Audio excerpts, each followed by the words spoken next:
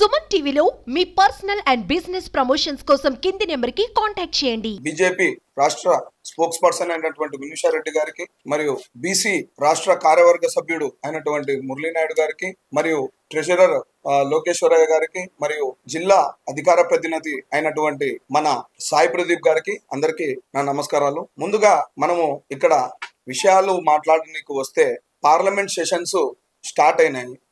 Start అయిన parliament sessions అందరికీ ఆరోగ్యకరమైన వాతావరణము సృష్టించే విధంగా కొత్త పార్లమెంటు సెషన్స్ లో మనము ఎవరైనా సరే వీక్షిస్తాము ఏం జరుగుతుందో అని. ఫస్ట్ టైము ఎలా జరుగుతుంది, ఏం జరుగుతాయని. కానీ ఈ క్రూరమైన మైండ్ సెట్ అయినటువంటి ఈ కాంగ్రెస్ ప్రభుత్వానికి ఎన్నటికీ బుద్ధి వస్తుందో మనకు తెలియదు. కానీ ఖచ్చితంగా వాళ్ళకి గుణపాఠము మొన్న ఎలక్షన్లో కూడా చూపించారు.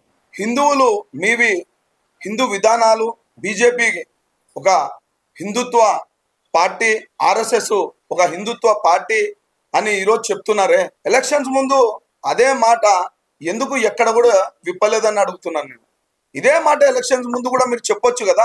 ఏమి కోరుకోకుండా మేము ప్రజల పక్షాన ఉంటాము, ప్రజలకి రక్షిస్తూ ఉంటామని ఆర్ఎస్ఎస్ వచ్చి పనిచేస్తుంది. ఎక్కడన్నా కాంగ్రెస్ వాళ్ళు కనిపించినారా పనిచేసినట్టు? అంటే ఆ రోజు ముస్లిం కి సపోర్ట్ చేసినారా, ఆ రోజు హిందువులకు సపోర్ట్ చేసినారా, ఆ రోజు క్రిస్టియన్స్ కి సపోర్ట్ చేసినారా? అన్ని మతమైన సంస్థలని కాపాడేదే ఆర్ఎస్ లాంటి సంస్థ.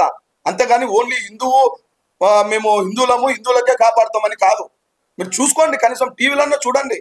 ఆర్ఎస్ఎస్ పోయి అక్కడ కేరళలో ఎంత వర్క్ చేస్తుందో ఇలాంటివి మీరు చూడండి. అసలు మనం ఏమన్నా చేస్తామా? మీకు ఏమన్నా సపోర్ట్గా మేము ఇవ్వాలా?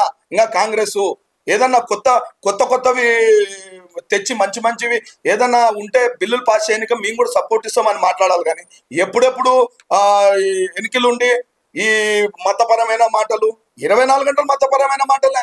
ఆ రోజు చూస్తే జవహర్లాల్ నెహ్రూ నుంచి ఇదే పంచాయతీ మన దేశాన్ని సర్వనాశనం లేపింది. కాకుండా ఈ 15 ఏళ్లలో ఎక్కడ లేని విధంగా సంస్కరణలను తెచ్చి ఎక్కడనో ప్రపంచ పటాన ఒక 5 టాప్ డెవలపింగ్ కంట్రీస్ లో మనల్ని చేర్చిన వ్యక్తి నరేంద్ర మోడీ గారు, బీజేపీ ప్రభుత్వము. మీరు అంటారా మమ్మల్ని? ఒకసారి ఆలోచించుకోండి, మాట్లాడేటప్పుడు ఆలోచించుకొని మాట్లాడవలసిందిగా కోరుచున్నాము. మీరు ఏదో ఒక యాత్ర చేసినంత మాత్రాన ఏదో మాకేదో తెలివి వచ్చింది, ఇంకా పిల్లోడు పెద్దోడు అయిపోయినాడు అంటూ కాదు. ఎక్కడన్నా మనం ప్రవర్తించే తీరు పెద్ద మనిషిలాగా ఉండాలి. కానీ ఏదో చిన్నపిల్లలాగా వచ్చి మాట్లాడి ఏదో కొట్లాటలు పెట్టడం కాదు. మతపరమైన కొట్లాటలు ఫస్ట్ నుంచేనా వచ్చిన మొదటి సెషన్లోనేనా హిందువులు, ముస్లింలు, క్రిస్టియన్లు అని గలాట పెట్టేది? ఇలాంటి వ్యక్తులుగా మనం ఓట్లేసేది. ఒకసారి ఆలోచించండి ప్రజలారా. ఇలాంటి వ్యక్తుల్లోనే మనము తరిమి కొట్టకుంటే నిజంగా మనం అంటే రాబోయే రోజుల్లో ఇబ్బంది వాతావరణం ఏర్పడుతుందని నేను తెలియజేసుకుంటున్నాను. అందరికీ నమస్కారం. ఈరోజు భారతీయ జనతా పార్టీ రాష్ట్ర శాఖ పిలుపు మేరకు కర్నూలు జిల్లా పార్లమెంట్ లో ఈరోజు పత్రికా సమావేశం జరపడం జరిగింది. ముందుగా పత్రికా మిత్రులకు అందరికీ ధన్యవాదాలు.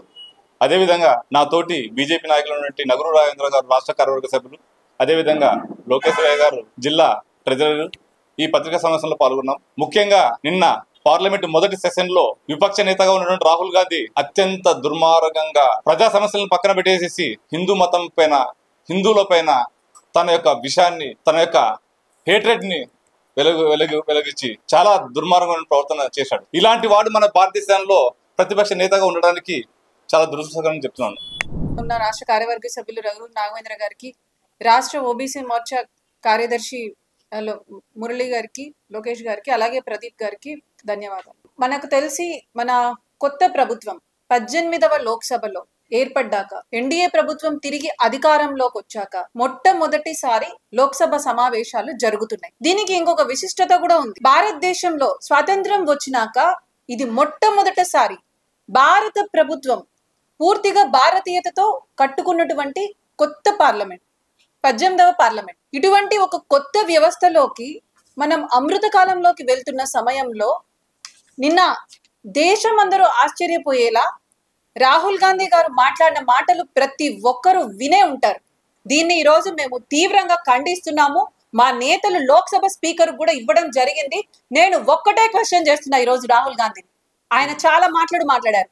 అగ్నివీర్ వాళ్ళకి డబ్బులు ఇవ్వట్లేదు, రైతులకు ఎంఎస్పీతో కొనట్లేదు, లేకపోతే స్పీకర్ గారు మైక్ ఆఫ్ చేశారు, ఇన్ని అబద్ధాలు చెప్పారు. కాబట్టి ఏమన్నా నైతికత ఉంటే ఈ రోజు ఆయన చెప్పిన అబద్ధాలకి సాక్ష్యాలు తీసుకొని వచ్చి నిరూపించాల్సిన బాధ్యత కూడా రాహుల్ గాంధీ గారి మీద ఉంది. ఆయన నిరూపించలేకపోతే అగ్నివీర్ చనిపోయిన మృతులకు డబ్బులు ఇవ్వట్లేదు నిజం కాకపోయినా మోడీ గారి ప్రభుత్వం కనీసం మద్దతు ధరతో కొనట్లేదు అనేది నిజం కాకపోయినా అయోధ్యలో వాళ్ళు భూములు ఇచ్చిన వాళ్ళకి కాంపెన్సేషన్ ఇవ్వలేదు అనేది నిజం కాకపోయినా ఈ రోజు రాహుల్ గాంధీ ఖచ్చితంగా రాజీనామా చేసి తీరాల్సిందే.